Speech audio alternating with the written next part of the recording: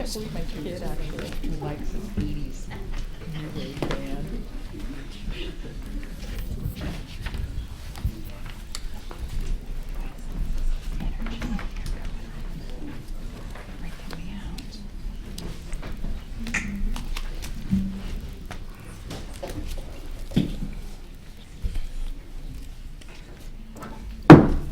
Good evening. I'd like to call this Thursday, March 9th meeting of the Tacoma School District Board of Directors to order. Please rise for the flag salute.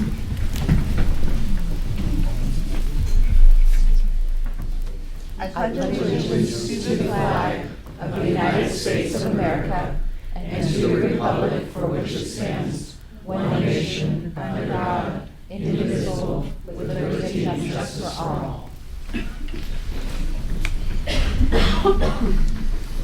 Would the General Counsel please call the roll? Vice President Cobb. Here. Director Winskill. Here. Director Hines. Here. Director Vial. Here. And President Ushka, for the record, is not present. Yeah, and she's unexcused. Thank you. I mean, she's excused, not unexcused. Goodness. Okay, item 4, adoption of the agenda. I move adoption of the agenda for this evening. Second. It's been moved and seconded. Is there any discussion? Any questions? Hearing none. All those in favor, please signify by saying aye. Aye. All those opposed? The motion is adopted 4-0. Okay, item 5, recognition of staff, students, and community. Thank you. Good evening, Vice President Cobb and members of the board. Governor Jay Inslee has proclaimed that next week, March 13th through 17th, as Classified Public School Employee Week in the state of Washington. The proclamation carries on a tradition that started in 1975 as an effort by the public school employees of Washington. And in the past, we've commemorated this week here in different ways. You might recall, for example, we honored one of our nutrition services workers one year for saving the life of a student who was choking. This year, we want to do something a little bit different. Inside our school system, the term classified employee, of course, has great meaning for us. But outside of the district, that term might not quite be as understood as we know it. And so for our community watching at home and the thousands of viewers tuning in, we wanted to invite all representatives of all of our classified employee groups here tonight so that we could honor them and their members. And so I'd like to ask all of our labor partners to come up and line up right here. Those of you who are representing our classified employees. We have about 1,200 or so total classified employees district-wide. Of course, we couldn't bring them all here tonight. We wish we could. But I want to describe for you some of the kinds of work that these folks do, and frankly, that we could not function as a school district without them. They maintain school buildings and grounds, provide secretarial and clerical assistance, prepare and serve meals, provide safe transportation, keep our facilities clean and orderly, assist in the classroom, provide a more secure environment, and many other specialized services from technology support to payroll. So what I'd like to do now is have each one of our labor partners come up, introduce themselves to you, tell you who they represent and how many members they represent, and then at the end we can honor them all with a round of applause. Hi, my name is Margie England. I am with the IUOE Local 286. It's the International Union of Operating Engineers. I represent the Tacoma School District bus drivers and also the security officers, approximately 50 or so bus drivers and 38 security officers.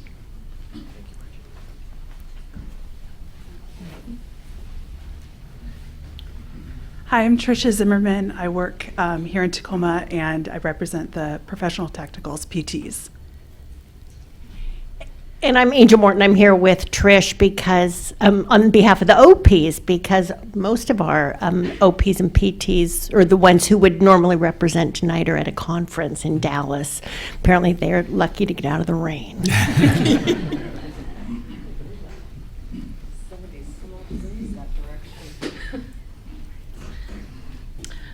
Hi, I'm Gina Coleman, and I represent the nutrition services folks, about 180, and we're with Public School Employees of Washington.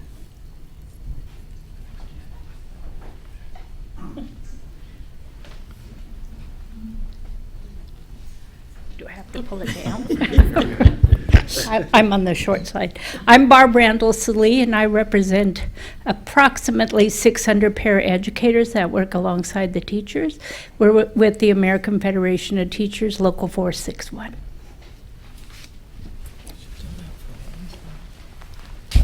I'm short, but not that short. Good evening. My name is Mark Martinez. I'm with the Pierce County Building and Construction Trades Council.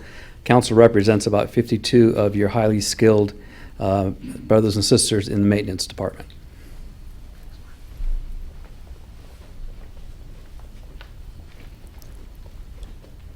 Hi, my name is Ron Villan. I represent the Tacoma custodians. There's about 200 of us with the operating engineers. Thank you. So on behalf of Tacoma Public Schools, the board, and our entire Tacoma community, we want to thank you for your service, and we'll recognize you all during the week next week. Thank you.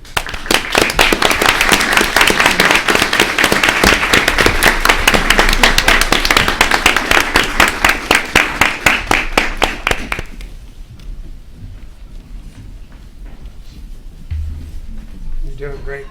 You got the leadership role. Yeah. First in line. You bet. Thank you. I appreciate Thank you for everything. Thank you for everything that you all do. Nice to see you. Thank you so much. Thank you for everything. Yes, thanks for only been with you. I know. Good to see you. Hi. Good to see you again. This is the third time we've got to shake hands. Thank you for everything. You do a great job. Thank you. Fantastic. Thank you you. for everything. Appreciate it. Thanks, bud. That's sweet. See you later. Great. Thank you. Appreciate it. Thank you, Ron. Good to see you. I think Director Winskill has a comment. Yeah, I just want to make a comment because over the years, I've talked to people, somebody whose child was could do computers, and I said they should apply to the school district, and they said, well, they're not a teacher, and I said we have so many jobs. So I was really glad that you brought these people forward today, so people on TV or watching this can realize that we have many jobs, and if they don't want one themselves, they can refer other people, and like food services always has openings, and all the other people. So all year long, not just in September, right? Yeah.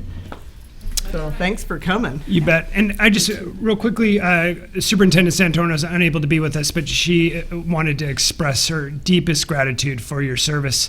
When we say it takes a whole child and a whole educator, it's not just defined to a classroom teacher. We know the way that students are greeted in the halls, on the buses, throughout campus, day to day. Those are the touchstones experiences that make a difference in a kid's life. And our results are a direct contribution of what you do every day. So thank you very much for your service. Director Cobb. Yep, Director Vial. In January, Superintendent Santorno and I were asked to present at a very large conference in Washington, D.C. of the National School Board Association. And one of the things, they wanted us there because we had won the National School Board of the Year award and so on. But what they were struck by is how do we do and get the results that we get. And the one thing that I made clear, and she did too, is that everyone who works for Tacoma Public Schools is a part of our kids' experience and education.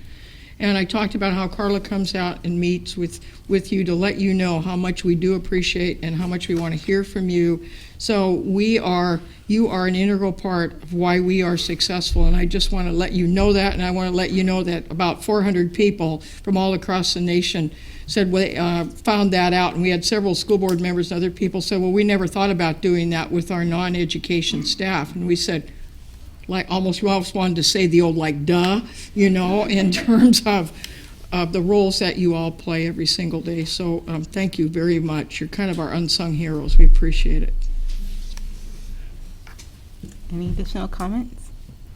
I felt like we could all say something. We don't have to, but I just want to echo everything that's already been said. You all are like the soul of the buildings and the soul of the district, so we just appreciate your efforts on behalf of the kids in the Tacoma School District every day. So, item 6, members of the public wishing to address the board. School board members encourage public participation. Your input is appreciated. If you'd like to address the school board, follow these steps. Complete a citizen's request to speak card, which is located at the back of the auditorium. Submit the card to the school board secretary prior to the start of the meeting. Cards submitted after the public comment period has ended will not be considered at this session. The deputy superintendent will call your name when it's your turn to address the school board. Please speak into the microphone. You'll have up to 3 minutes to share your comments. You'll get a couple warnings before your time is up. You'll get a warning at 1 minute and a warning at 30 seconds. To start us off this evening, the topic is Tuskegee Airmen Day. Kimmy Irene Ginn is first, followed by Karen Robinson. Good evening, Deputy Superintendent and school board directors. The Mustang pilot spotted the string of BF-109s heading toward the crippled B-24. The pilot, Lieutenant Weathers, dropped his wing tanks and turned into the German formation. He gave the leader a burst with his .5 calibers and nosed up, smoking, and soon went hurling down to the ground. The pilot radioed the others in his flight and heard, "I'm right behind you." But when Withers looked back for himself, all he could see was the nose of another BF-109 pointing right at him. He dropped flaps and chopped throttle, instantly slowing his Mustang, and the BF-109 overran him. A few bursts, and Lieutenant Weathers had his second kill of the day. 2 more were still in view and seemed like easy pickings, but the voice of Group CO echoed in the pilot's mind.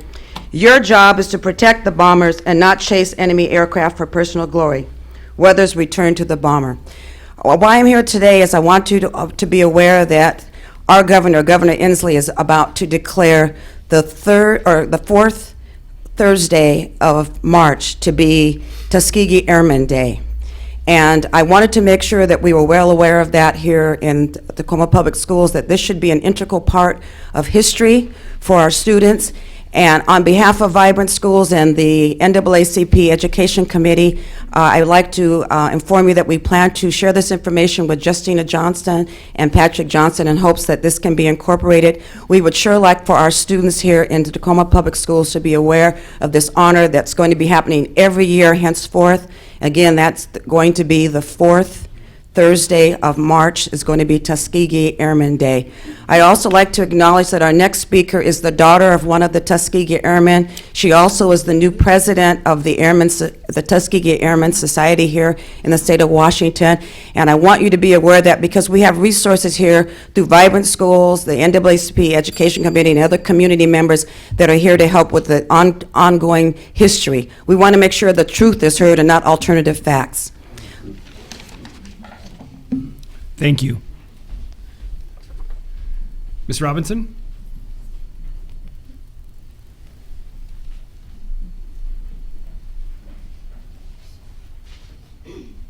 Good evening, everyone. Can you hear me? Okay. My name is Karen Robinson, and Kimmy is correct. I have just been elected, and I'm so excited, president of our chapter of Tuskegee Airmen. It's named after one of the Seattle airmen that was killed in World War II. His name was Sam Bruce. It's been about a year and a half in the making to make this Tuskegee Airmen Day. Currently, we do not have any surviving Tuskegee Airmen here in the state of Washington, Oregon, or Alaska. But I wanted to carry on our fathers' legacy, their history, and to let people be aware of what's happening. It's a great honor to be able to do this and to be part of this. We will be the 3rd state in the nation to do it. The first state, believe it or not, was Arizona, and the second one was California, and we'll be the 3rd state to honor these men and their rich history and legacy that they gave us. And I was thinking that, when I was sitting there, I was just thinking that a lot of times our kids don't know the history of the airmen or the Buffalo Soldiers or the Navajo Windtalkers or the Red Ball Express. All these are part of our history, the fabric of what makes us the United States of America. And I would like the school district to know that it's important for our kids to get this history and to understand the contributions of everybody. So, thank you. You're welcome. Do you guys have questions or any? Okay. Thank you for allowing me to speak. Thank you very much. Thank you. Next, we have the Next Move internship program. We're going to start with Miss Jennifer Boutel. Good evening. Can I move this down You a little? bet. Okay. Thank you for the opportunity to speak. I'm here representing the Nets Move internship program, which is an unpaid internship program that serves about 450 students in high schools across the district. Currently, we have about 250 students who are actively interning out in the community, and it's my privilege today to bring one of those students here, Joseph Juarez. If he could stand up, he's going to speak after me. Joseph is a SAMI student. He's a senior, and this is the second year that it's been my privilege to be his internship coach. He is a wonderful young man with a fabulous work ethic, and he's a young man of few words, but the words that he has said have very clearly said, I want this, I want these opportunities, and he's been so thankful to have them. Last year, he interned at BCE Engineers, and I just got wonderful feedback from his host there. And this year, he has developed an interest in forensics, so we have him interning in a criminal defense firm with Chris Van Vechten, who's right there, and he'll be speaking after me. So I don't want to take up too much time, so I'm just going to yield the rest of my time and let Chris and Joseph speak. Thank you. Thank you. So Chris and Joseph, you've already been introduced. Welcome. Thank you. Hello, I'm Joseph Juarez, as she has introduced. So yeah, this is my second year interning, and with Chris Van Vechten. This has been a great opportunity for me to come across day-to-day obstacles, having to work with more with the community, having more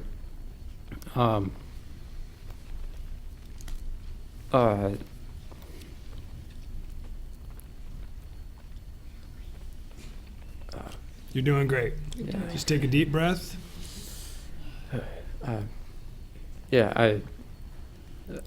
It's a great opportunity for me to try to understand the world around me, to understand what other people are going through, and see how I can take part in that. And this, I hope to one day contribute to the society for the greater good. And this is just one step towards that. And I fully appreciate it. Thank you. So I'd like to know what you're going to do next year. Do you know yet? Well, the idea is to go to college, of course, but that's going to be difficult. But hoping to be there one day. Great. Yeah. Thank you, Joseph. If I could take a few minutes, thank you, Joseph. First of all, I'd like to say you're already contributing to this community because you're contributing to my law office. I really appreciate having a student interested in forensics in my office, because being a lawyer, I was kind of surprised that I was being assigned. You're good. Right, go ahead. Keep Being going. assigned a student from SAMI in the first place, because it seemed like a totally different world. A lot of us became lawyers because we weren't so good at math and science to begin with. But his interest in forensics forced, and these are things that we normally outsource to experts themselves and just let them do the work. But because I don't have the luxury of doing that with an intern in case, I myself have had to become more aware of, say, how the state crime lab would test controlled substances and what potential steps could go wrong in those tests. And so I myself am becoming a better lawyer because I have the opportunity to work with this individual. And I think as a result, I'm being able to better assist my clients, regardless of where they're coming from in this particular case. But I'm very glad to be a part of this opportunity. I always say that, the best thing that ever happened in my life was getting to intern with State Representative Dennis Flanagan. He not only gave me my first real job, he gave me a love for this community, and he introduced me to the woman who eventually became my wife indirectly. I can't promise Joseph's going to have that experience. He does get a lot of free pens and fridge magazines. So thank you for the opportunity. Thank you both. Thank you.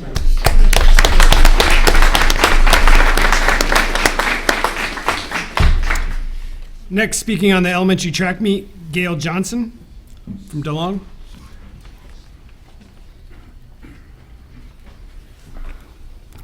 Good evening. Thank you to the school board for this opportunity. My name's Gail Johnson. I teach elementary PE at DeLong Elementary. I spoke 2 weeks ago and felt the need to clarify some possible misconceptions concerning our elementary all-city track meet and our attempt to find a resolution. At the board comment section of your last meeting, several of you voiced your encouragement that a resolution could be met, different options could be explored, and a coming together for our students. Okay? In order for that to happen, then open communication would be the key. Sorry to say that has not been the case. Okay? Our elementary track committee has offered to meet with anyone or group in the district to resolve this matter. The impression was given that our elementary staff has been involved with the athletic department to find a resolution. It was stated that there have been many communications back and forth, and that our athletic director has met with the PE staff several times. Okay? However, most of our emails with district personnel have been unanswered or unresponded to. Communication is a two-way street. That disappoints us. As for the several meetings, I'm not sure where or when they've happened. We've only met one time, okay? In fact, we met one time, January 4th, 2017 at DeLong, where we were basically told that the Relay for Life has the June 3rd date, and we need to either change our date or our location. Why are we being forced to make that choice? If our program is a #1 priority ranking compared to #3 for the Cancer Society on our school district policy 4260, then shouldn't they be the ones to be asked to change their date or their location? Basically, all we want for you to do, the school board, is to look at and interpret school district policy 4260, the use of school district facilities, and its priority ranking. Tell us where we stand. Tell us where our program stands with you so we can adjust ourselves and possibly make some tough decisions based on what your determination is. And again, I state to you, we are willing to meet with anyone to provide any more information and details. We would like to be involved. We want to have open communication, transparency. And we don't think it's happening on the other side. Okay, thank you. Thank you. Next, we have Mr. Craig Christensen from Sherman. From Sherman Elementary, thank you. I was also here 2 weeks ago and addressed the board, and I left kind of early. I headed out to Camp Seymour. My wife is a 5th grade teacher out there, or a 5th grade teacher. Sherman staff was out there, and so I typically go out there and support them and see my wife and make sure she's warm and all that kind of stuff. But anyway, I was able to catch the end of the school board discussion, and board member Winskill, thank you very much for your concern for us. We had 3 of your grandkids on our Young Ambassador program. They were great kids. I know they had a great time, and we appreciate their contribution to our program. I'm not here asking you for any favors. All I'm asking you and this board is to uphold the policies of our school board, or of our school district. Unfortunately, a couple of years ago, our athletic director had some illusion that something was extraordinary about our year. There was nothing that was extraordinary about the year ending of 2015. WIAA continued to do their program as typical, and we had the U.S. Golf Championship happening 2 weeks after our event. It was Relay for Life, American Cancer Society, that lost their date. We had already been promised that first Saturday, a date that we've always had held. And we were booted out for a #3. And that is troubling. Somebody in our district has held, or has such a close relationship that they have held them more in favor of our school programs. And that's quite disturbing to me, to be honest with you. What number our priority are we? Are we #4 now? Are we #5? There's no more. I'm a little bit convinced that our administration is willing to go ahead and find favor in maybe some of these other groups that will boot us out. I don't know. This is the message that we have received at the elementary, because I thought our program, all city track meet, was extremely important. We did meet one time with, as Mr. Johnson had said, we met with the athletic director on January 4th. She had emailed me and called me and said, hey, we need to meet. We need to figure out what we can do for you. And it's like, all you got to do is give us our date back. I don't know why we're even meeting. We met, and in her discussion with us, she gave us one of the options, and that was to take a half a day off on Friday, pay for 25 subs for the 25 coaches that we get, and who knows, maybe there might be more, buses to run around our school district to pick up kids, and give us $1,500 to $2,000 to hire an outside agency to come in and do a timing system. Now, you can confirm that with our athletic director. We didn't accept that, but if I'm counting my dollars correctly, we got $4,000, $5,000, $6,000, $7,000, and we're saying that Relay for Life has a facility for free? I don't think so. It appears that we're spending money for the sake of a program being in our facilities that we should have. Thank you. Thank you. That's your time.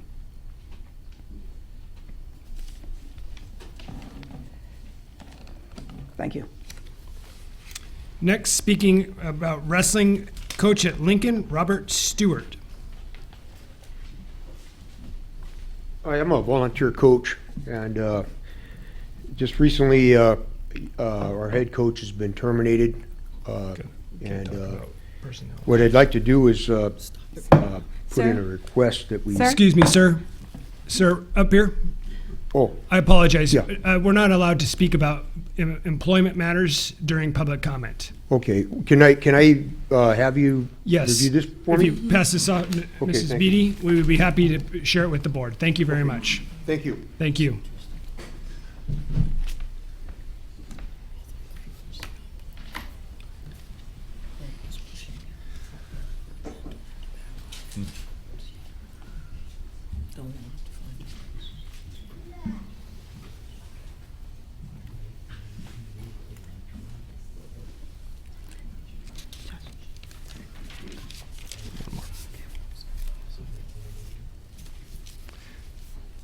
Thank you, sir. One last public comment tonight in regards to the the change of the sale location from Northeast Tacoma. Bill Dang.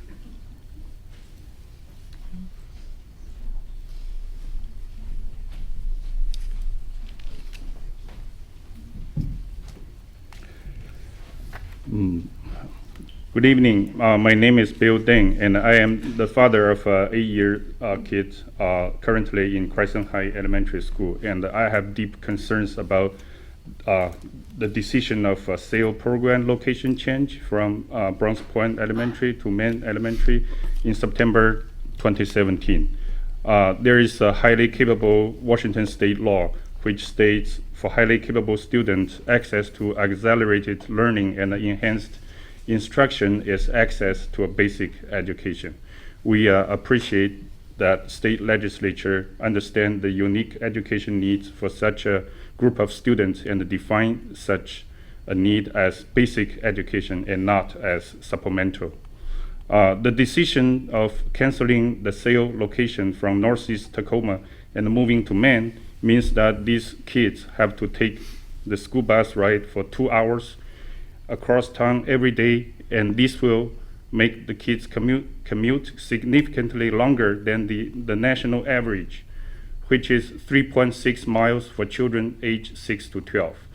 The commute time is even more than the average national and the local Tacoma adult commute time, which is about 25 minutes. This could cause tremendous physical and psychological harm for those 8 to 10 years old young kids. Multiple studies have shown that hour-long commute for adults harm their body and health, contribute to high blood pressure, obesity, high blood sugar and cholesterol, and chronic back and neck pain, disrupt their sleep, affect negatively their social life, and lead to depression and anxiety. Why do we think it would be any different for the kids? Multiple families in Northeast Tacoma area may be forced to withdraw their kids from the sale program because of this potential significant negative impact of the long commute and the move of sale program out of local community. If so, If so, then we'll lose about 50% of students selected into the SEAL program at elementary, which is really a failure and a tragedy for the students, their families, local community, and the highly capable program, and even Tacoma School District, who will be responsible for it. We have had meetings with Mr. Patrick Johnson and Dr. Sandy Wentworth, and we have tried to work with them to solve this issue. We have made some suggestions as possible options, which may need some outside-the-box thinking and a creative strategy, but it's really worth the effort for these kids, so that every kid can have the opportunities for high quality and fair education to achieve his or her potential, regardless whether she or he is academically behind or advanced. We hope we could get help from you to reconsider this decision. Thank you. Thank you. That is all the public comment tonight. Okay, thank you. So item 7, superintendent's report. There's no superintendent report tonight. Thank you. Item 8, adoption of the consent agenda. Is there a motion? I so move. Second. It's been moved and seconded. Is there any discussion? Okay, hearing none. All those in favor of adopting the consent agenda signify by saying aye. Aye. All those opposed? Motion's been adopted 4-0. Madam Vice President. Yes. With that action, we have some guests that you have just approved. If you would indulge us, I'd like Dr. Nolan to introduce some of our newly hired principals. Thank you. That'd be great. Thank you so much. Good evening, Vice President Cobb, Deputy Superintendent Garcia, and members of the board. It is with great enthusiasm and confidence that I would like to introduce some of our new leaders who will be building principals next year for the starting in the 17-18 school year. And I'll be brief, but nonetheless, we're very excited about our trajectory that will likely take place for student achievement and emotional health and wellness under the leadership of these people. On the last board agenda, and for those of you who are here, when I call your name, please stand. And I know that I can't see you, but we'll just do our best. On the last agenda, not on tonight's agenda, but we wanted you to get to meet face to face. We have Henry Smith, who is currently the assistant principal at Edison Elementary and will be the principal there next year. Congratulations to Henry.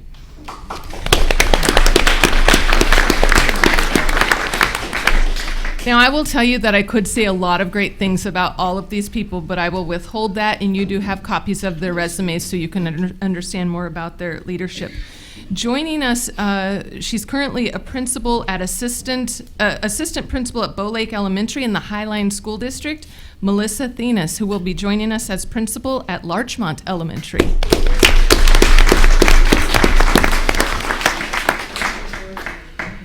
Stephanie Broyles is being promoted to the principal of Roosevelt Elementary School, and she currently serves as the assistant principal at Bowes Elementary.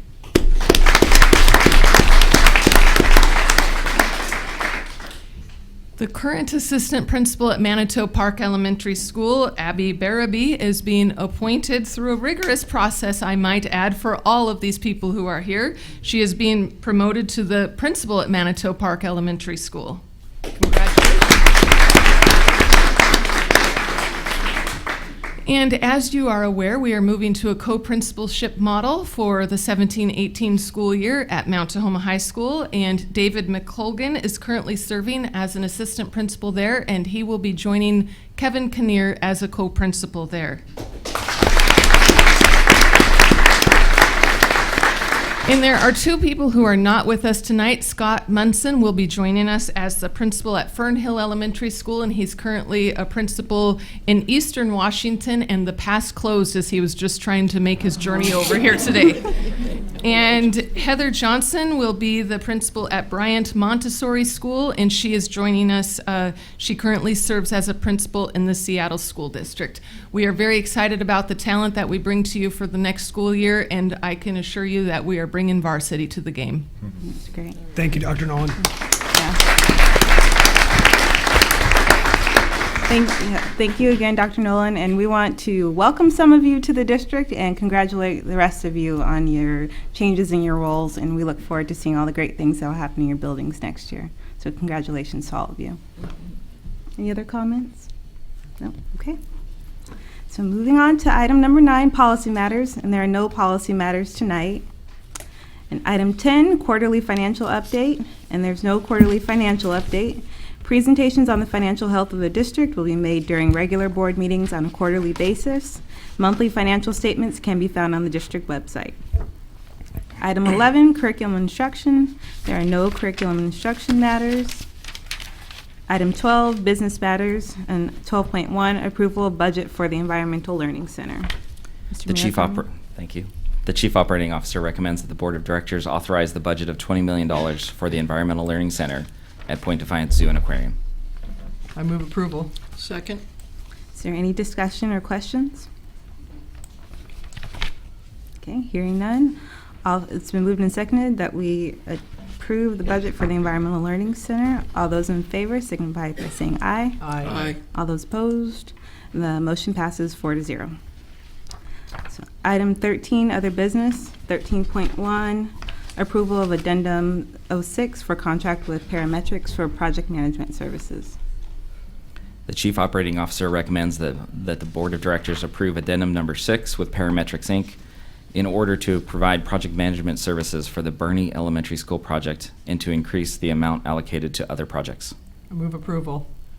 It's been moved and seconded. Is there any discussion or questions? Yeah, I have some. I have a question. I do too. Okay, Director Winskill. Okay, so I like the way it was all laid out financially, and we actually voted on it before in bits and pieces. And it's quite a hefty sum. And I know that we're transferring money, so it's not an increase, and we're going to pay for Bernie out of that. But I'm looking at the total amount and wondering if hiring within would be a little less expensive for us to do in the future for some of these projects. I don't know how many people are involved in the over $5 million, what the FTE count is for the last few years, so that'd be interesting information for me to have later, and to see if there's a better way of spending the district's money. We'll provide that additional information in the upcoming Friday report. Okay, thank you. Director Vial? It wasn't really a question, it was a comment about just to make it clear that we're not increasing the amount of dollars, but we're just reallocating them and moving them around for the new project. Is that correct? That is correct. And so Great. through the course of bettering our practice and refining and making more efficient, we've been able to realize some gains on other projects that have afforded us this opportunity.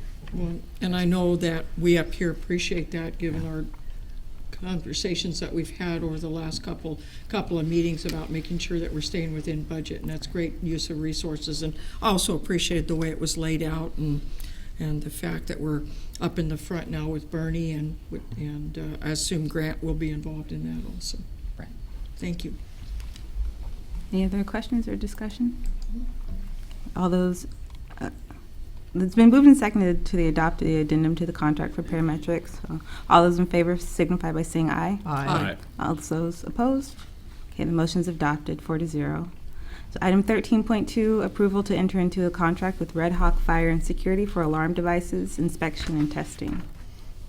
The Chief Operating Officer recommends the Board of Directors authorize the Superintendent's approval to enter into a contract with Red Hawk Fire and Security with an option for an additional 2 years upon renewal for alarm device inspection and testing. I move approval. Second. Any questions or discussion? Hearing none, all those in favor of adopting the contract with Red Hawk signify by saying aye. Aye. Any opposed? Okay, it's been adopted 4-0. 13.3, approval of a cooperative purchasing agreement with City of Seattle. The Chief Financial Officer recommends that the Board of Directors authorize the Superintendent to sign the cooperative purchasing agreement with the City of Seattle. I move approval. Second. It's been moved and seconded. Any questions or discussion? I have a question. In the past, we've had some of these cooperative agreements. I know KDC, is that? KDCA. KDCA. So are there different items included in this one than there are on in that King County one? This is a cooperative that allows us to access the security radios at a reduced cost. So this is where we are actually receiving a benefit by joining somebody else's bid that they have done. Okay, because I was looking at, when I was reading, I was seeing materials Yeah. and other This one's things. just a little bit different than what we would normally do. Okay, thank you.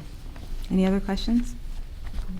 Okay. A motion's been moved and seconded to approve the cooperative purchasing agreement with the City of Seattle. All those opposed, all those in favor, signify by saying aye. Keep wanting to say opposed.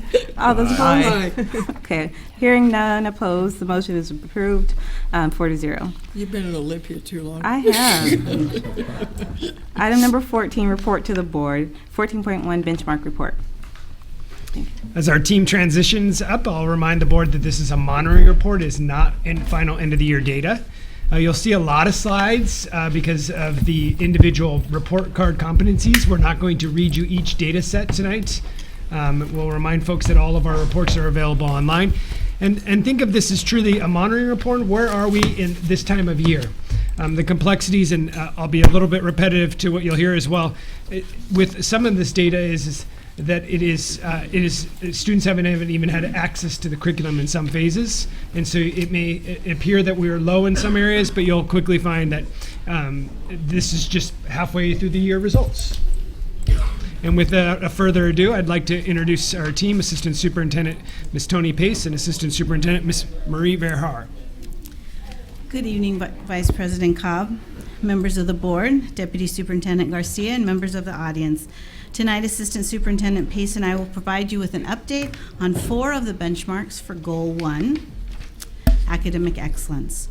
We're providing a monitoring update, as Dr. Garcia mentioned, for the 5th grade report card competencies in reading and mathematics, and 8th grade students earning a C or better in English Language Arts and algebra and or geometry.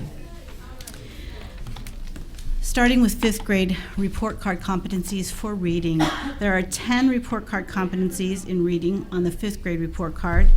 We have provided for you tonight a comparison between trimester 1 of 2016 and trimester 1 of 2017. Our goal is to meet by 2018 is 71%. 71% of our students meeting the end of year standards. As a reminder, the report card competencies represent 10 of the Washington State English Language Arts learning standards, which students are expected to meet by the end of the school year.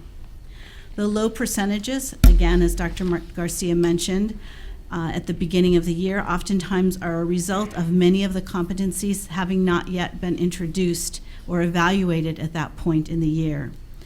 Overall, as we look at these percentages, we notice that they are not significantly different when you compare trimester 1 of 16 to trimester 1 of 2017. There are a few, however, areas where students are demonstrating higher proficiency. For example, you see here comparing and contrasting 2 or more stories. Another example is for students who are knowing and applying grade level phonics and word analysis skills in decoding words. We see a slight increase, remembering these are 2 different cohorts of students.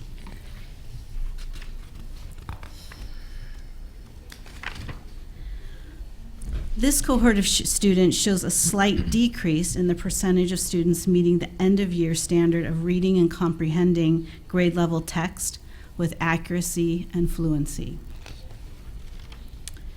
Moving on to the math competencies, our second benchmark tonight.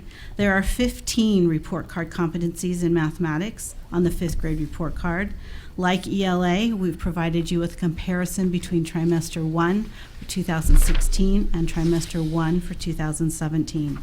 Our district goal in mathematics for 5th grade is 66% of students meeting the end of year competencies. As a reminder, these report card competencies represent only 15 of the Washington State Math Learning Standards, which students are expected to meet by the end of the school year. Again, you'll see as we look through the math competencies that the percentage of students meeting the end of year standards are typically lower for trimester 1, again, as the content hasn't always been taught or introduced at that point in the year. Overall, as we look through these 3 next slides, you'll see that the percentages are not significantly different when analyzing trimester 1 from last year to this year. This cohort of fifth grade students are slightly less proficient at this time of the year in a few areas. One of those is divides units by fractions, by whole numbers, and whole numbers by unit fractions. However, we notice this cohort of students is slightly more proficient at evaluating expressions with parentheses, brackets, or braces. Fifth graders in 2017 are slightly less proficient when solving real-world problems, including addition, subtraction, multiplication, and division, and writing algebraic expressions. Most of the key findings I covered for you as I was sharing with you the slides. Want to point out that we continue to progress toward the end-of-year goal of 66% in math and 71% in ELA for fifth grade, and we recognize there's significant work to do in both content areas. We'd like to provide you with a quick update on where we are with the next steps that we presented to you in our report on September 22nd, and that was the annual report. As you've heard about in the Friday reports and some presentations that I've made to you at the board meetings, we have convened a team of K-12 educators to align the English Language Arts Washington State Learning Standards and to identify the priorities and the supporting standards. The next step in this process is to send out the first draft to teachers and obtain their feedback in what we call an accordion process. Tomorrow's report will again have another featured article for you about this work. We have completed 2 of the 3 iReady Universal Screener assessments, with 1 more to administer this spring. And professional development continues throughout the year for both teachers and principals, coaches in a variety of venues and settings for both English Language Arts and mathematics. The parent online resources were completed and shared with parents at the fall conferences, and again, we'll be reminding our staff, we have reminded our staff to share those with parents at this conference window as well. The work on the intervention framework for reading is in full swing, and it's on its way to completion. This intervention framework for kindergarten through 5th grade for reading will be rolled out to teachers in August of 2017. And finally, data days at the building level continue to be very useful and critical as schools analyze their data and determine what are the immediate next steps to take to move the needle for all of our students. Thank you, Superintendent Verhaar. Good evening. I'm taking us on up into the 8th grade, and we're going to take a look at our benchmark in algebra and geometry. Our students earning a C or better. Our district goal by 2018 is 76%. And as you look at this slide, you can see that our percentage is flat when comparing semester 1 in 2017 to semester 1 in 2016, fairly flat. There is no data yet for semester 2, 2017 to compare from past years. But you can see that there is an increase in the number of students receiving a C or better since 2015. This slide shows us our 8th graders in our subgroups, our racial subgroups. Our whites in semester 1 met the goal and is up from semester 1, 2016. Asian semester 1 met the goal and is up from semester 1, 2016. Our black students are down from last year, as well as overall numbers of students in the cohorts. Native American is down, multi down, Hispanic is fairly flat, and our Pacific Islander down a bit. The next slide are subgroups, and as you can see, our males are up, females are down, special ed down, non-special ed up, ELL down, non-ELL flat, free and reduced lunch down, and our non-free and reduced up, and actually met and exceeded the goal of 76%.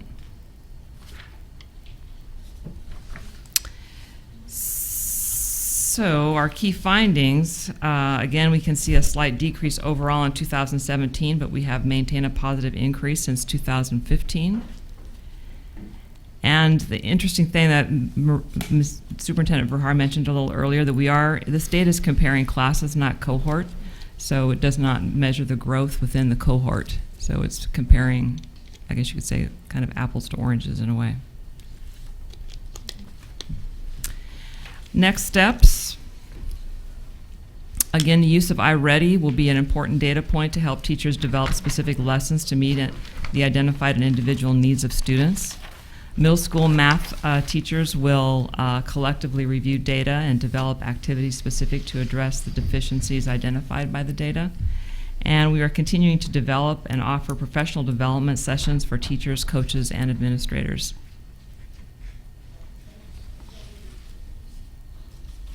In addition, we would like to offer more co-teaching professional development where general ed and special ed teachers can attend together, and we are in the process of developing that. Continuing to provide professional development to principals who are instructional leaders to lead this work in the buildings, and to continue to provide resources to align all of our district initiatives so that we can better serve our students. Moving on to our benchmark in English language arts, earning a C or better. This is the goal by 2018 is 78% for 8th graders. In 2017, semester 1 is a little bit lower than semester 1 in 2016. In both semester 2 in 2016 and 2015, we ended up above the district goal of 78%. So we're hoping that semester 2 will come in and a little higher and boost us a little bit. Racial groups, Native American is up, Hispanic is up, Pacific Islander up.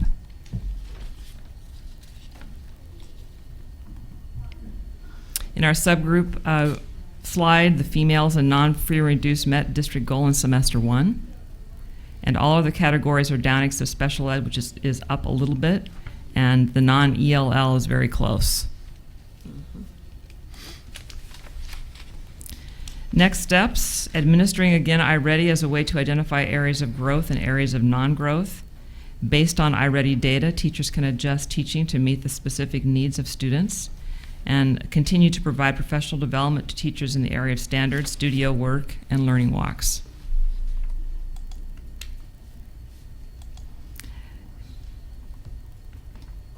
I guess I already did that one. Our next, continuing on with our next steps, the springboard work continues to be aligned as teachers are more comfortable with the curriculum, and we continue to work on differentiation of instruction for our students' specific needs. That concludes our presentation.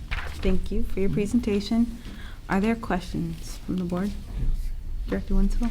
I'm looking at algebra, and I know quite a few years ago, before you were here, we did a 2-year algebra class for some students. Mm-hmm. Has that ever been looked at for that 25% that are really struggling in the 8th grade? We still have that model in some aspects where students take it as 9th graders and extended. So the bridge, instead of 2 years just as 8th graders or 7th and 8th graders, now is at 8th and 9th grade that better aligns to the standards. And so there are a percentage of students that go into 9th grade and take another round of algebra. Okay, so that was going to be my next question. So these are C and above. So if you have a D in 8th grade, are you put in the 9th grade algebra class? I mean, what is the I think it comes down to a question of the reasoning behind that D. If it's attendance or what was specific to that individual student. I think that in most cases they probably would repeat at least portions of the algebra class in the 9th grade. But again, also looking at test data. So what does the test data show us about the individual's ability to be successful in algebra? So yeah, if my child was not having success, actually this happened to my own son, and middle school, and he did not have a good teacher. He did not have a math teacher teach him, and I made him retake it when he got to the 9th grade, which was the best thing I could do for him, because if you want to be successful in SAT, PSAT, and SAT, you have to have a good foundation for that. Right. So, I mean, I would encourage those students then to take 9th grade algebra. So, some just aren't ready for it. And my son got a B, actually, but I knew that he didn't know it because I knew who his teacher was. So that's why I had him repeat it. But so that's always a kind of a concern. But I think that's the only question I have. Other questions, Director Hines? Yeah, I had a question on slide 15 when we talk about the limitations of comparing classes of students as opposed to cohorts. Right. And given that we embrace the growth, looking at student growth, are we working on a way to compare cohorts as opposed to different students year over year? Yes. There's challenges with standards, and when you think about different content levels. In English language arts, many of the standards are on a learning progression. So you may see commonalities and the sophistication of the work and the sophistication of the text. Main idea may still be in 3rd grade, as well as in 5th grade, in 7th grade, and 8th grade. And so we'll be able to see some of that as we continue to build out our data systems. In other content areas, such as mathematics, you do not see the same standard in different areas. And so there'll still always be this challenge, and that's not a criticism of the way standards were built, it's just uniqueness to certain content areas. And so that's why you also have encouraged us to have a multiple measures accountability system. And so it's not just report card standards or grades, but you're also able to look at standardized test scores as well as other indicators. So we're working on improving our data systems every day, but we're not quite there yet in these benchmarks. Okay. Thank you. Dr. Vial? Thank you. Basically the same question, but maybe a little bit different spin on it. I would like to be able to see, say 3 years from now, that 5th grade cohort, where are they on the spectrum for meeting the standards at 8th grade? Looking at that growth. I think that would be a good indicator for us. And then again, as they go to high school, I mean, we will, have kids added to that, but to keep our our kids that start with us, and then as we've looked at the junior high school, date myself, the middle school statistics on graduation rate for our kids that have been with Tacoma Public Schools. So I would like, as we move forward, if possible, to see if there's a way that we can do that. I mean, we won't see it, but I think for a while, but it will be cleaner numbers so that we really know how much did you grow from the 5th grade to that 8th grade in your mathematical competencies, in your, and I think the work, Marie, that you're doing with the, my thing that I went and watched that was better than watching grass grow. The prioritization work. Yes, the prioritization work, I think will help us do that in terms of those competencies and measuring that growth. So if we really, I think I've been thinking a little bit about this lately, about and we know, but I think sometimes the public doesn't know that why did one year do better than the other? Well, they're different kids, they're different mixes. This would give us, I think, as Zeke Edmond comes in, maybe he can begin to work on looking at that. So that's just my suggestion. I mean, you guys are doing awesome work. There isn't any doubt, but I think for us as a district, if we can begin to track or whatever, so we really can see in those cohorts, in our breakouts, are they meeting those standards as we move through, and then it might help us adjust. The other question I had, what's the feedback overall on iReady? I think I know the answer, but I'd like you to tell us. I think, with anything, there's always positive, but then there's always, some question. Overall, the feedback has been positive in terms of us being able to have some actionable data and actionable results to act immediately upon. So with any assessment, there are limitations, and we know that there are limitations. It's a screener. It's meant to be the blood pressure check at the doctor's office. It's not meant to be the thorough diagnostic kind of assessment. And We know our teachers are skilled at that classroom-based assessment. I would say if we were looking at giving it a rating on a proficiency level, I would give it a 3. It's meeting standard at this point. Oh, good. And yes, and I think we always have ways for it to be exceeding standard or excelling, if you will. It's our first year. It's our second time we've administered it. The great news is the Outstanding Assessment Department, under the direction of Dr. Hung, after each assessment window, we conduct and complete a lessons learned report. And that lessons learned report helps us to see, so what bugs do we need to work out? Where do we need to get tighter? Where do we need to offer more support to our schools? So those lessons learned reports go to Curriculum Associates, who is the creator of this tool, to help inform them about ways they can improve their tool. And we continue to meet with our district assessment committee as well, that 52-member committee that you remember I Right. talked about that helped us determine that this was the tool to use.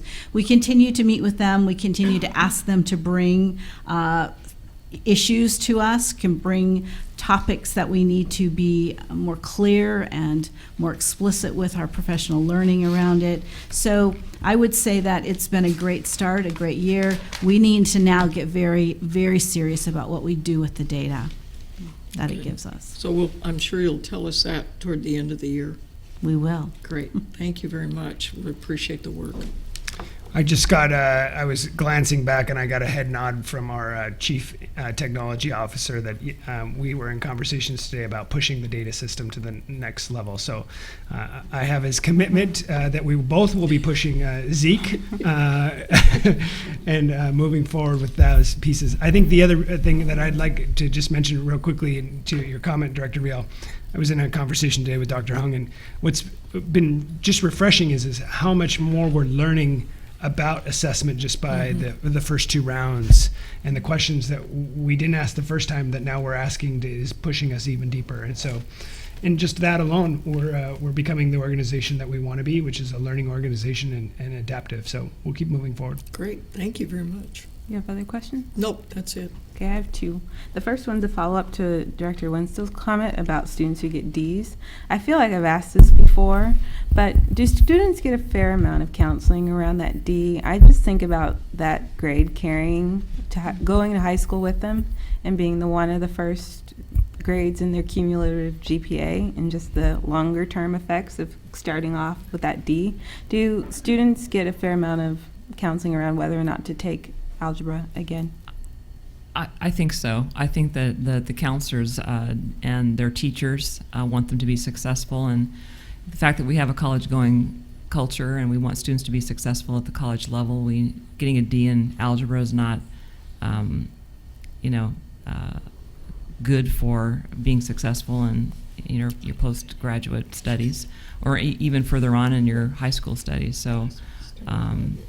Again, I think it's on an individual basis, so each individual student has their own individual story and circumstance, and so I don't think there's a blanket, response or solution across the board, but I do believe that students are counseled, and we want them to be successful. We have summer programs, we have online programs, we have tutoring programs, we have remedial programs, we have all kinds of programs that we can help students be supportive and getting them the help that they need. So, I just want to clarify as well as this, it is not automatic that a student's algebra grade goes on their high school transcript. Thank you. They have that choice. And That's so right. I agree with Director Winskill.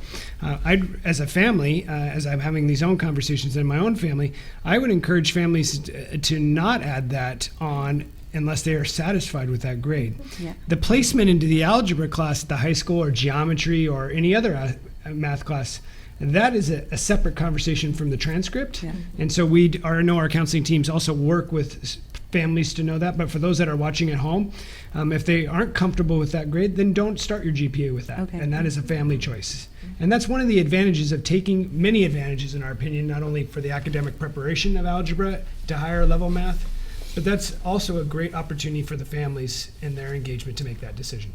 Thank you for that clarification. My other question was about differentiated support. What support do teachers have in their efforts to differentiate support based on the outcomes of iReady assessment. And then for our K-5 teachers with the reading intervention framework coming, what role will that intervention framework play in helping to support their efforts to differentiate based on need? Right. And that's a great question. And every professional learning opportunity that we provide for our teachers, we try to build in some of those strategies and those tools to support teachers with that. And the intervention framework will lay out, not every teacher is going to actually, let's be honest, need it. Many of our teachers are skilled masters at differentiation.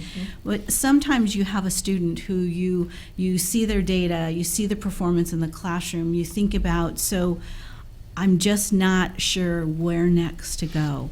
So there will be some resources and some tools and strategies in the intervention framework that a teacher can go back and rely on if they need that.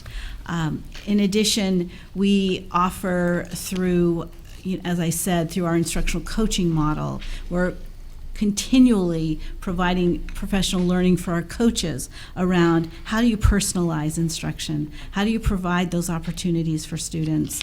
And what does that look like in a classroom with 28, 25, 9 kids, depending on, most of them aren't that high, but that does exist from time to time. So in those classrooms, how do you do that? What does that look like? What do those small group, whole group, one-on-one opportunities look like for students? And then what are some of those strategies that you can use or that are high yield strategies, the ones that are proven to be effective to support students? So we're working to get better at that every day. I won't say we've arrived.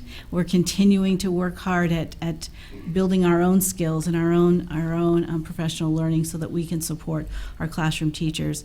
The tool iReady has helped us to see that this is the needs of our students.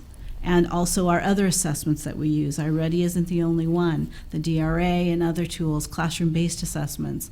And so continuing to be really smart about the opportunities that we're providing for our teachers through the continuous learning in our professional development courses. In addition to that, in the K-5 setting, we have a certified interventionists that receive training and support on how to provide intervention, but they also are working in a collaborative effort with the classroom teacher. Our teachers need time.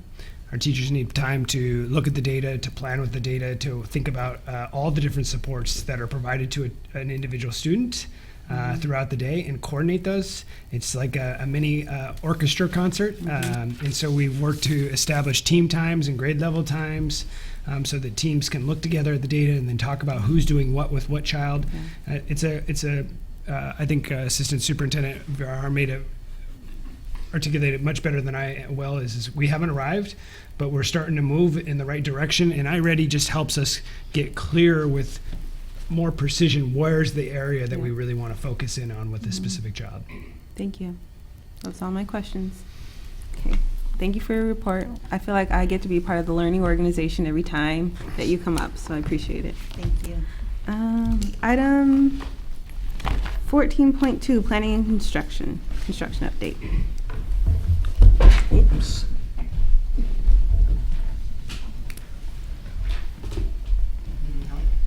No, I think I got it. Good evening, Vice President Cobb, Directors of the Board, Deputy Superintendent Dr. Garcia. It's my pleasure to invite Rob Sawatsky, our Director of Planning and Construction, and Alicia Laver, our Facilities Communication Coordinator, to come up and give you a brief presentation. Tonight we're going to touch base on a couple celebrations. One is today, the picture you see there. We had an opportunity to partner with our purchasing department and go to an Alliance Northwest trade show at the State Fairground. It's part of our community inclusion commitment to build minority, women, and small business enterprises up with the work we're doing. And so there were over 800 registrants at this event with a couple hundred exhibitors. And so we had a booth, and for about 8 hours, we met with over 100 people that signed up for future notifications and classes on how to do business with Tacoma Public Schools. And Alicia and the Public Information Office with Dan's support created these graphics that you have in front of you that really outline how to come in and get on our rosters, what kind of information you need, where to track down the projects, and our goals. And so we had a great day out there. It was exhausting. We were grabbing people left and right for 8 hours, and it was a phenomenal outreach. And we met a lot of minority and women-owned contractors and small businesses around that are eager to come and do work with us. So with that, I'll turn it over, and we have a presentation tonight on Stewart and where we're at. Great, thank you, Steve. Well, we're excited. We're ready for Stewart, and we want to welcome back the Stewart Panthers on Monday. So a lot is happening right now. I wanted to say a couple of things about this. This was a GCCM job that you approved that came in 6 months early. Pretty unheard of in an inflated market, and so we're excited that we were able to do that. Part of the reasons for that were we were able to break things into small packages early. There was partnering that happened with the general contractor early, and we were able to head off a lot of things early. So the theme in that was early. What could we do early enough to help the project be as successful as possible? So with that, I'm going to turn it over to Alicia. Thank you. As we ramp up to Monday and the students' first day at Stewart, we've been working to help make the transition as smooth as possible for both staff, teachers, parents, and students. Last weekend, teachers got a sneak peek at their spaces and got to walk through and kind of figure out where they're going to be putting their boxes over the next several days and unpacking. And last night was our first parent sneak peek tour, where we had more than 125 people come out and get to see the space. They were very excited. We're looking forward to having even more on Saturday morning as they get to come in and get that peek into the space before Monday. And with that, we would like to share with you what the very talented Kevin Medford put together yesterday to give you all a sneak peek at what's been going on and what is being moved into over the next couple of days and what we'll be sharing out publicly.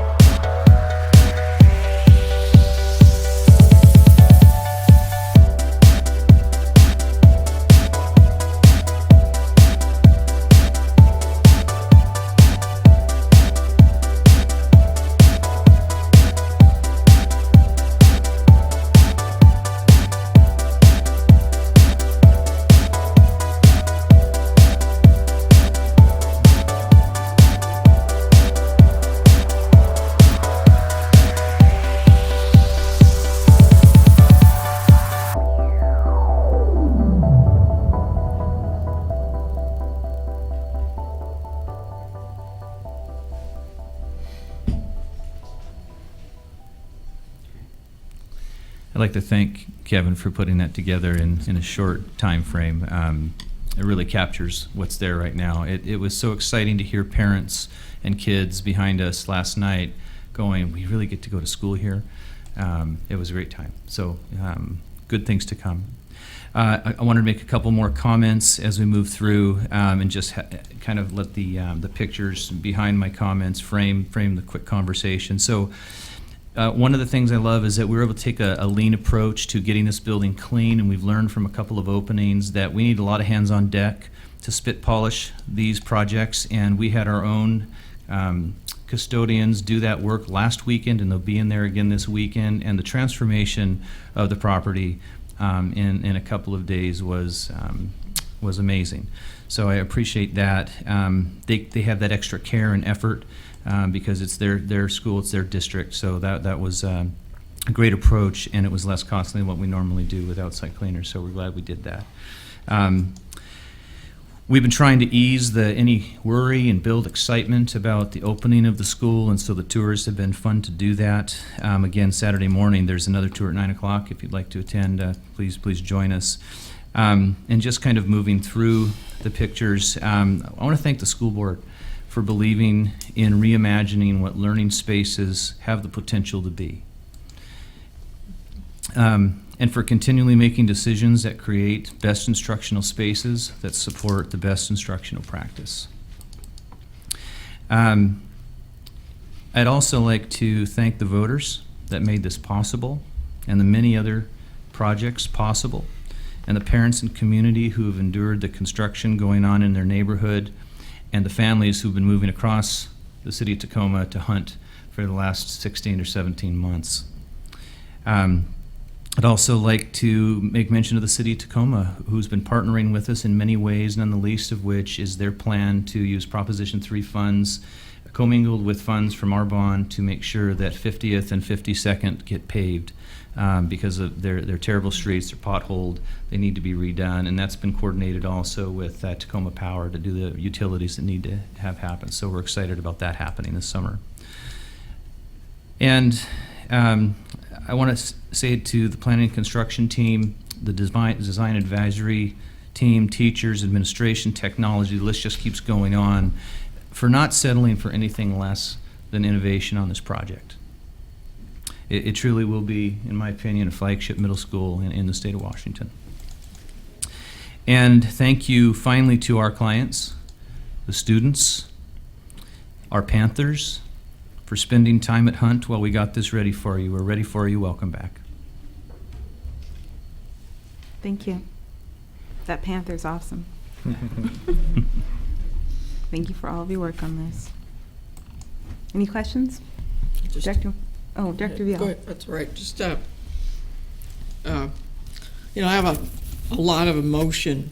My family, along with Stuart, my mother was in the first 7th grade class, and my aunt was in the first 9th grade. And as I see this, the front looking, and I can just remember my mother telling me about how much excitement it was to go to that school, being the first of the intermediate schools that was open, and I can feel, I just think about how, you know, that story and how these kids are going to feel as they walk into that new building, and just the beauty of it, and this re-engineering of this amazing building to be a 21st century building when we were barely in the 20th century, 1924, when that school opened. And on behalf of my family, and I've had numbers of my family also went there, my cousins, and they didn't know what it was, what's this going to look like, and some live in the South End. Just thank you personally for such a great job, because there's a lot of great memories in my family about having attended Stuart, and also living in that neighborhood, and Stuart being what you've made it, once again, the iconic building of that South End neighborhood. Thank you. Director Hines?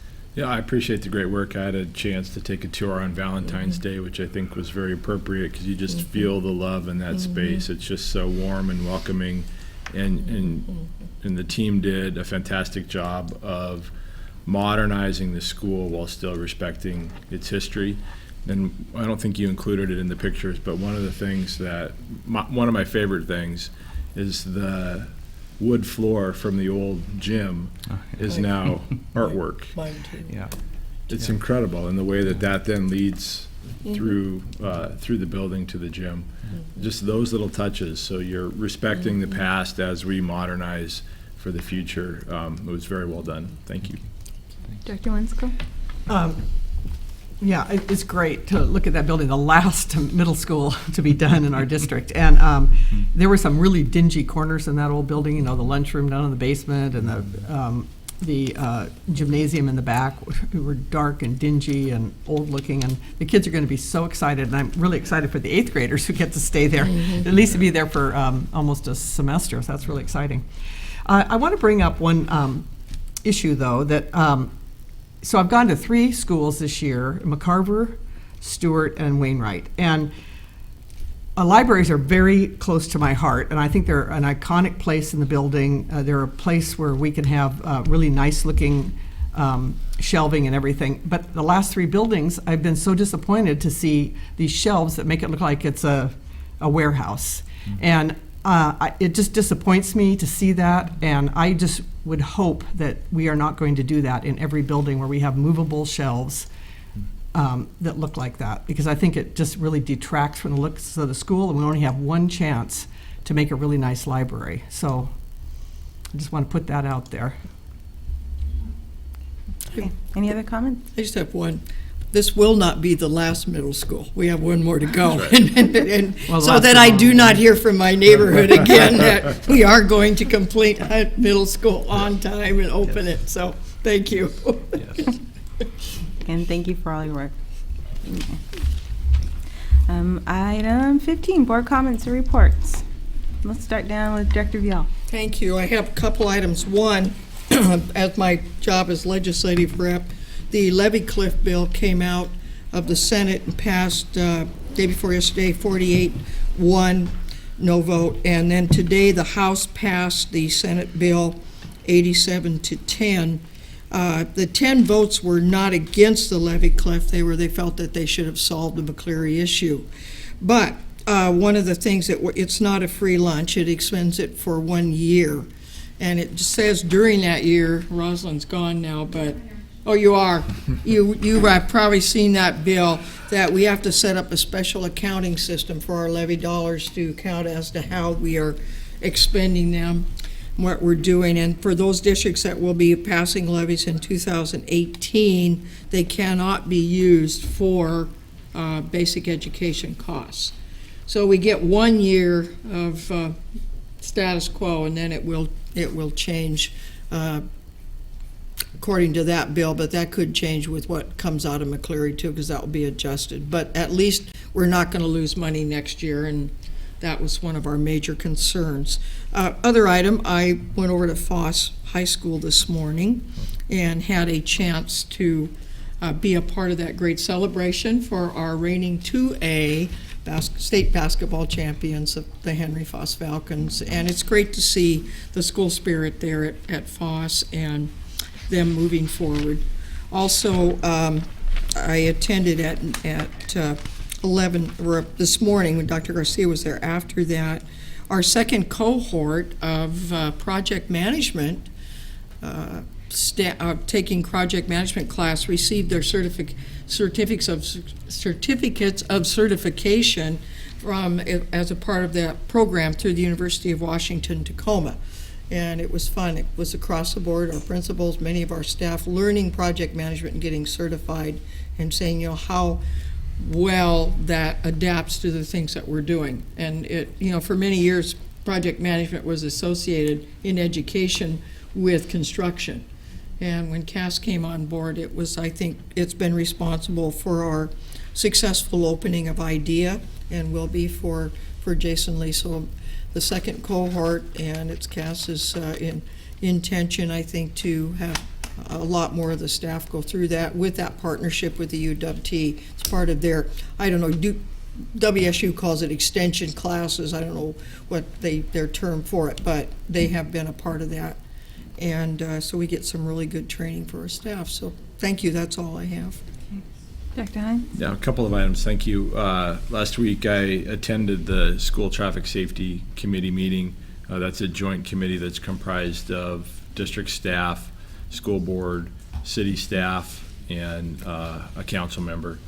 And under Steve Lebdel's leadership, I've really seen that grown. That committee has grown from not just focused on paint this curb and solve this problem, which are important to move thousands of kids every single day coming safely to and from school, but really starting to think about policy and program and how that all fits together, and the collaborative nature of Tacoma in general, the ability for us to work effectively with our partners and other government agencies.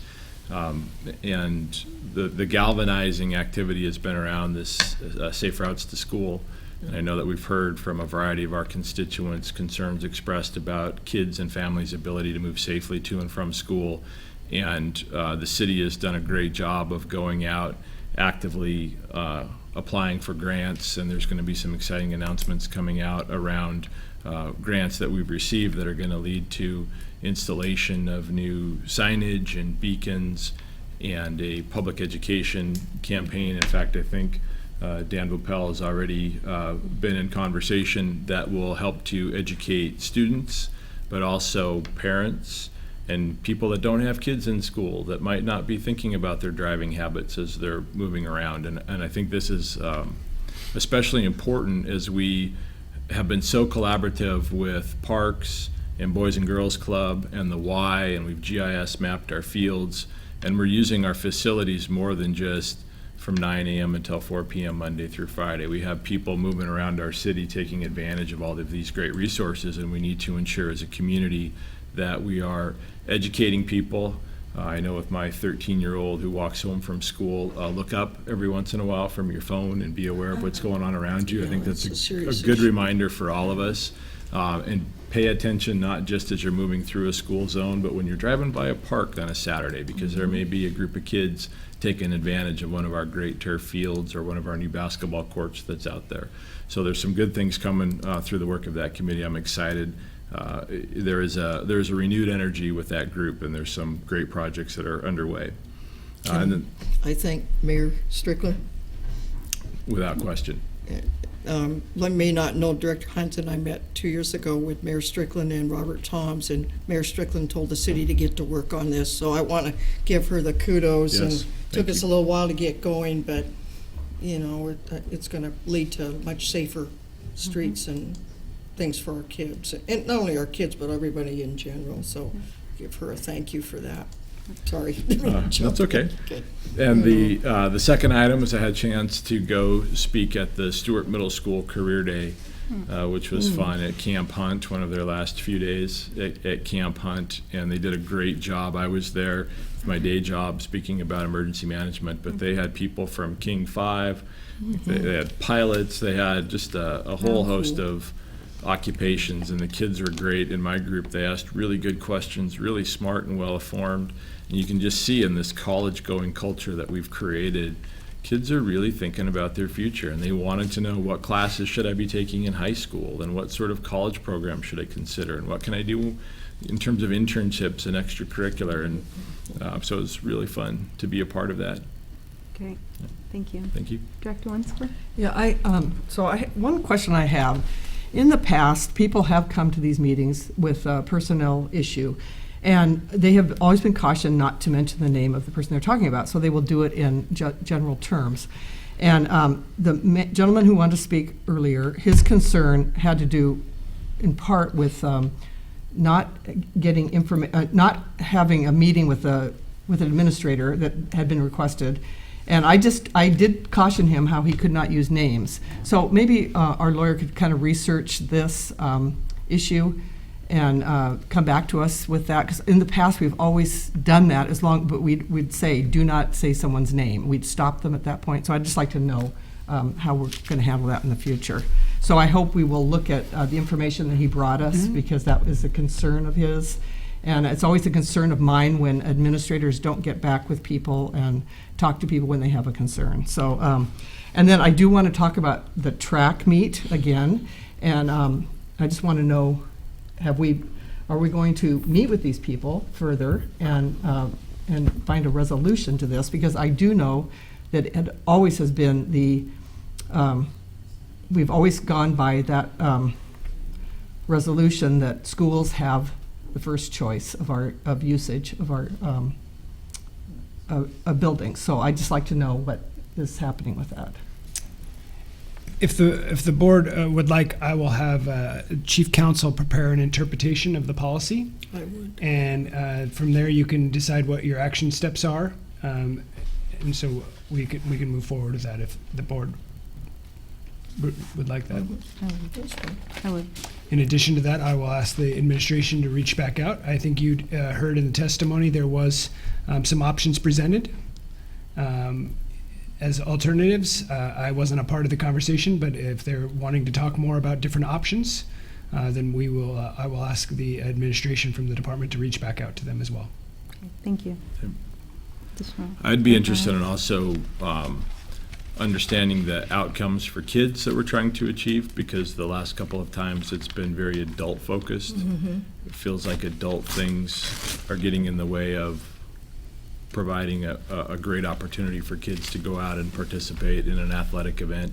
So if that could be a part of the correspondence as we're thinking about, and a good reminder to us all that this is about the kids and providing them with opportunities, and not just about scheduling. I feel like we've glossed over the kids in all of this. Great. I would also like to have some clarification regarding the U.S. Open and the state track meet. Those did occur after school, right before school was out, and U.S. Open was a good week afterwards, and that those are pretty not particularly events that should be included in this as an argument. And U.S. Open, the school district did receive dollars for the use of our facilities for that. Also, the American Cancer Society has been there.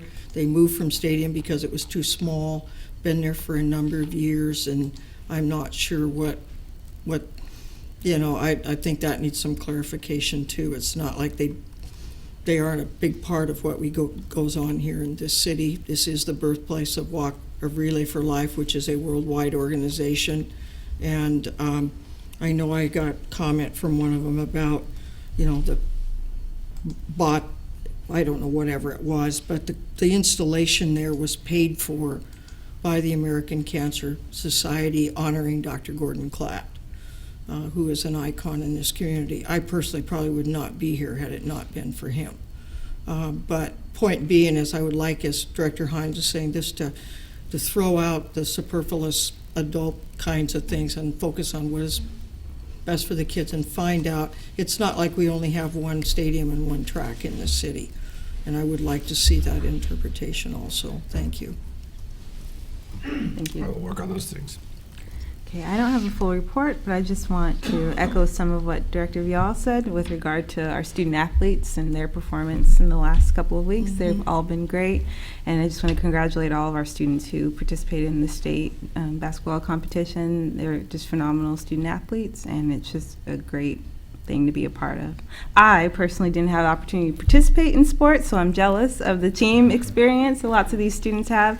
I tried to play volleyball 1 year at Lincoln, and when you're a high school student trying to learn for the first time, it's just, and you're an introvert, it didn't go well. So I mysteriously had a stomach ache every single game and didn't play in one. So I applaud all these students for being so bold, being so determined, and being so great. So. My generation, we did not have athletics for girls in high school, so we've come a long ways. Long way. Great. Deputy Superintendent? I would just, we will be bringing our FOSS basketball team and a couple of state championship wrestlers for you, but we'll also be bringing another state champion that you may not have heard about. Is the Wilson Rams Unified Basketball Team won the state championship this past weekend, and I had the luxury of texting back and forth with a friend as the Wilson Rams were, let's just say, putting it to the competition over the weekend. So congratulations to the Unified sports program. I believe FOSS finished third in that competition also, so we had two of our schools. Just a quick thank you to our state superintendent and lieutenant governor for helping with AP and IB testing fees. It's unfortunate that we've had to move to a place where private funding is necessary, but we're very grateful of their leadership, their innovation to not leave kids behind, and so I just want to publicly thank them. Thank you. Okay, item 16, announcement of future board meetings. 16.1, in March of 2017, the board will meet again on the 16th at 6 p.m. for the continuation of our retreat. And then we'll meet again for a regular business meeting on Thursday, March 23rd at 6 p.m. Tonight, there's no executive session. I just want to make one comment that I will be gone for the next regular meeting because I will be in Denver. I'm doing the early bird trainings. Okay. Thank you. And given that we have no executive session and no further discussion, we are adjourned. Connect up with a couple of my nephews I haven't seen in a while. Yeah, I know. I'll be fun. Rob and Alicia.